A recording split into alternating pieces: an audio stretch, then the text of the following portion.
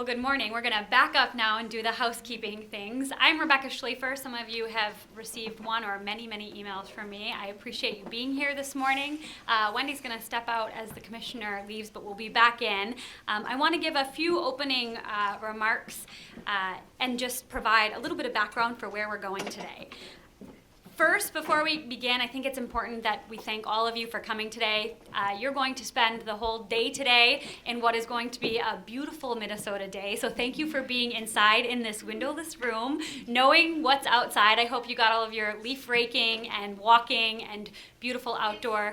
It's snowing. Wendy just checked, it's snowing. But we are really thrilled to have such a great and diverse audience here, representing so many different professions and academic disciplines. How many of you are here from corrections? How many from public health, education, social work? Did I miss anybody? Key? Shout them out. Nursing, thanks. Lots of nurses, good. It really is, when we were looking at the registration list for this conference, a diverse and excellent group of people who are here. And I think the commissioner's remarks are important. It's rare that I think that we get out of our shells, our own disciplines and our own professions, and come together to think critically about really difficult issues. And I think we have an opportunity to do that today in a really unique way.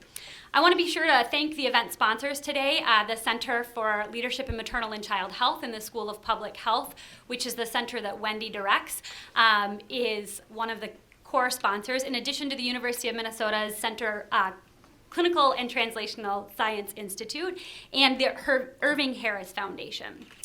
So how did we get here, and why are we all here today?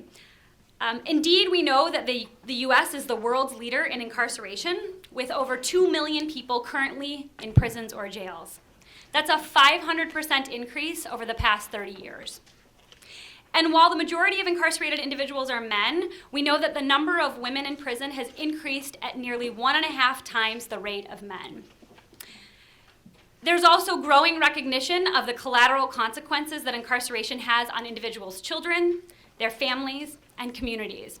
And as Commissioner Ellinger talked about, we know that at its core, if we think about, he described them as kernels, if we think about kernels of our society that really have ripple effects on the rest of our communities, indeed the population of individuals who are incarcerated and involved in the criminal justice system are really rich opportunities for intervention and helping our communities thrive. As the number of incarcerated women has increased over time, so has our interest in understanding their unique needs. We know that 75% of women are of childbearing age, and most of them are already mothers of minor children. It's estimated that 3 to 4% of incarcerated women are pregnant at the time they enter the correctional facility, although these numbers and the estimates vary considerably by source and are inherently hard to quantify because there are really very few systematic data collections in place about this population. And so we often operate under this 3 to 4%, but it's really hard to know how many women are pregnant involved in the criminal justice system. So how did we get here?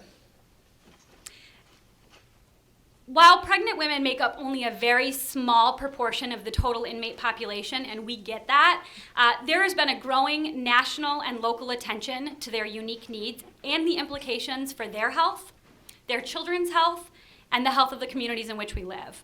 So these are just a handful of headlines from national news organizations, in addition to local organizations that have said, you know what, women in prison have really unique needs and we need to be paying attention to them.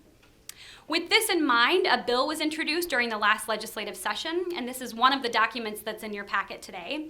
And this bill was aimed at addressing some of the unique needs of incarcerated pregnant women. So, as I said, in your folder, you've got a copy of the entire legislation. This bill and the Legislative Advisory Committee that was outlined in the last section were the impetus behind today's institute. Many members of the Legislative Advisory Committee are here today, and I just want to take a moment to acknowledge those individuals who have committed time and effort and energy and their talents. So if you could just wave and acknowledge yourselves so we could recognize you. Thank you. Really. I have, in just a short amount of time, come to know those individuals quite well and feel like we are making good progress. And I think it's a rare opportunity where the people from a variety of different disciplines and professions can come together to really, as Commissioner Ellinger said, make recommendations that are bold and audacious and come back to the legislature to say, this is what we need to be doing. These are the best practices for this population of women and their children. So where are we going today? What's our plan? We do have a great day planned. In the front of your folder, you have a copy of today's agenda. And we've got some great speakers lined up. Three of some of my academic heroes are here to talk about their excellent work with women involved in the criminal justice system. After lunch, we're going to be having a Tackling Tough Topics, where we're really going to dive into some of the meat, the heart of some of these critical issues. I do want to let you know that the Institute is being recorded, so just be mindful of that as you're coming in and out. I also want to note that in addition, we are going to be putting together an entire issue of Healthy Generations. Healthy Generations is the publication from the Center for Leadership in Maternal and Child Health. It's an excellent publication that Dr. Hellerstedt has directed. It has tremendous readership. The entire issue is going to be devoted to the care of pregnant women in prison and jails. And we're really looking forward to distributing that and the content from today's Institute into Healthy Generations, so look forward to that. We are also going to be reporting back to the legislature. I have the tough job of getting them something by the end of the year to come back and present in early January. And so we're really hoping that the content of today's discussion and what we all learn from each other will be part of the meat of what we bring back to the legislature. Some important housekeeping things. You have in your packets right in front of the agenda, I'm sure people have already shuffled their paperwork, but a yellow pre-evaluation. We're gonna, if you haven't yet filled that out, please take a moment to fill out your pre-evaluation, and we'll have some students running around to pick those up just to make sure that those all get collected. We also have a key resource from ACOG that's in there, a list of additional resources that you can access. There's a green form with information on how to obtain CEUs. I know several people were looking for those, so those are in there on the green form. We've also prepared a one-page document on the differences between jails and prisons.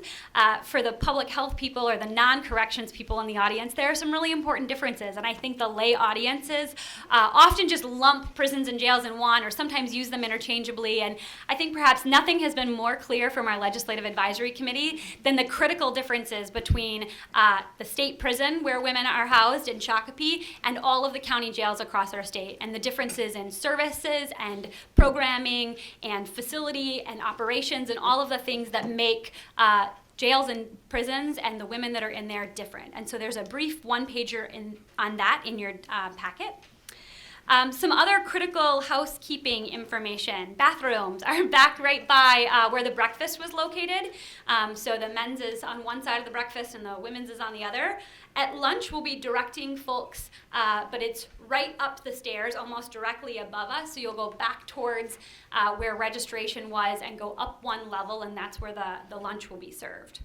You've got pre-evaluations. If you haven't yet filled those out, we'll snag them, and then we also will beg of you to fill out the post-evaluations at the end of the day, and we'll have some reminders on that. So without further ado, I will turn it over, and we are ahead of time, which is always a good place to be, and I will get Wendy's slides up and we'll go from there.